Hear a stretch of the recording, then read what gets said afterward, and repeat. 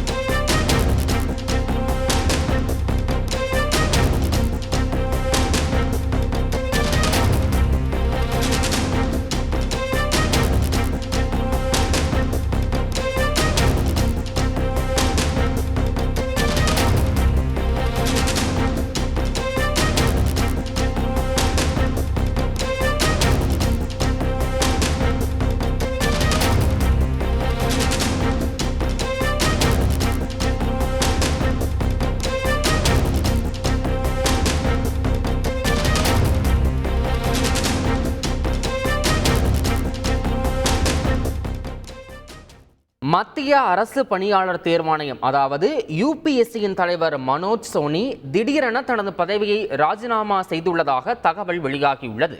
கூடுதல் விவரங்களை செய்தியாளர் ராஜா வழங்கிட கேட்கலாம். ராஜா வணக்கம். இந்த மனோஜ் சோனி அவருடைய பதவிக்காலம் இன்னும் எவ்வளவு நாள் இருக்கிறது? தற்போது அவர் ராஜினாமா செய்வதற்கான காரணம் என்ன என தெரிய வந்திருக்கிறதா? முழு விவரங்கள் ராஜா.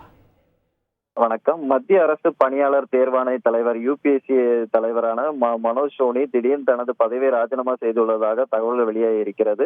கடந்த 2017ஆம் ஆண்டு யுபிஎஸ்சி அமைப்பின் உறுப்பினராக சோனி தேர்வு செய்யப்பட்டார். அதற்கு பிறகு கடந்த 2023ஆம் ஆண்டு மே 16ஆம் தேதி அமைப்பின் தலைவர் ஆனார்.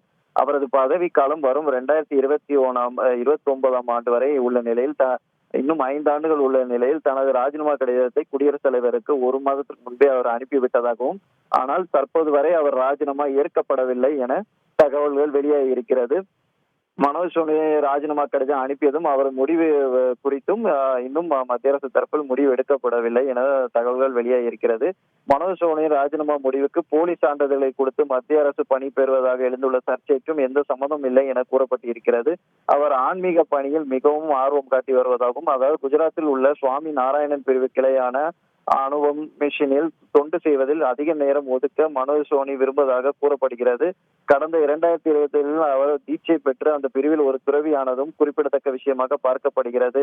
மனோஜ் சோனி பிரதமர் நரேந்திர மோடிக்கு நெருக்கமானவராக கருதப்படுகிறார். அவர் கடந்த 2005ஆம் ஆண்டில் வதோராவின் புகழ்பெற்ற MS பல்கலைக்கழகத்தின் துணைவேந்தராக நியமிக்கப்பட்டிருந்தார்.